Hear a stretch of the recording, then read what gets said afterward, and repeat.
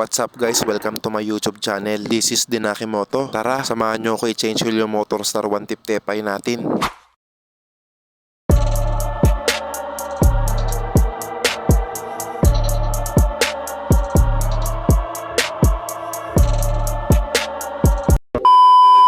So for today's video guys, magche-change oil tayo. Syempre ito yung gagamitin natin, RS8 R9 lang sa kalam. Matagal ko na palang ginagamit ng RS8 kahit sa mga nagdaang motor ko na manual. Kaya subok ko na to. Ito palang RS8 R9 guys. Pwede to sa mga manual at scooter na motor. Kasi nakalagay naman dyan wet and dry clutch. Gagamit nga pala tayo ng impact drive guys. Number 17mm yan guys. Syempre kailangan din natin punasan yung embudo bago natin gamitin. Para malinis guys. Nabili ko pala to sa Shopee galing pa ng China. Sumakay pa pala to ng bangka. Ay barko pala. Syempre gagamit tayo ng microfiber na basahan para sip-sip na sip-sip yung katas. Yee! At ito na nga, luluwagan na natin yung nut sa ilalim para lumabas yung katas.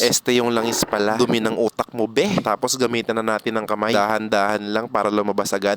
Sumisiri. So ayun guys, nakikita nyo naman no, maagos na yung langis. Tatanggalin na din natin yung dipstick para mas malakas yung agos ng langis sa ilalim para may pumasok na hangin. Tapos luluwagan na natin gamit natin kamay. Pag ginamitan mo nga pala ng place yan, huwag mo masyadong puwersahin, baka kasi mabali yung dipstick. Tapos i-slant mo nga pala yung motor mo para tumulo palalo yung mga langis sa ilalim hanggang sa wala nang lumalabas na langis. Tapos bago mo ibalik yung nut, kailangan mong punasan yan para matanggal yung mga dumi. Para pag binalik mo yung nut, walang kasamang dumi na papasok sa loob. Tapos ibalik mo na yung nut. Huwag mong kakalimutan yung washer ng nut ha. Kasi nung nakaraan nakalimutan ko Ay, antang ano. Tapos gamitan mo ng socket wrench na 17mm. Kamayin nyo muna yung paghihigpit nyan guys para hindi mapuwersa at para natatansya mo. Kasi pwedeng ma-lost thread yan. Gastos yan malala. Pag maghihigpit pala kayo guys, gamitan nyo ng kamay. Huwag impact drive kasi pwede din maka-lost thread dyan dahil sa lakas ng impact. Ito pala yung dipstick nyan guys. May nakalagay na 7ml dyan guys. Naguguluhan na nga ako dito Kasi sabi sa kasa 800ml daw yung ilalagay. Pero nakalagay sa manual 950ml. Pero hindi ko sinunod yan. Hindi ko din sinunod yung nasa dipstick na 700ml. Basta ang nilalagay ko 800ml. Pag 950ml nilagay mo dyan, lalabas lang yun sa engine breather mo. Papuntang air filter. Pati oil seal mo sisirain yan. Sabi naman sa kasa kaya 800ml lang daw ilagay kasi nagbabawas daw ng langis yan. Para pag nagbawas daw ng langis may matitira pang 700ml. Pero ako may paliwanag ako dyan kung bakit 800ml yung nilalagay ko. Kaya abangan nyo yan sa susunod na vlog ko. Malalaman nyo kung bakit 800ml. As you can see guys, ang linis pa nung langis natin. Nagche-change oil nga pala ako every 1,000 or 1,200 odo. Baka gawang RS8 yan. RS8 baka naman. Ang paglagay nga pala ng langis ay dahan-dahan lang. Hindi binibigla. Tapos bago mo ibalik yung dipstick, kailangan mo din punasan. Pag nahigpitan mo na ng kamay yung dipstick, higpitan mo din ng plies pero yung very light lang. Huwag mong pupwersahin, baka mabali yung dipstick. Bago mo nga pala i-start yung motor, kailangan tapusin mo muna yung animation ng panel. Tapos hintayin mawala yung ilaw ng check engine. Tapos i-start mo na.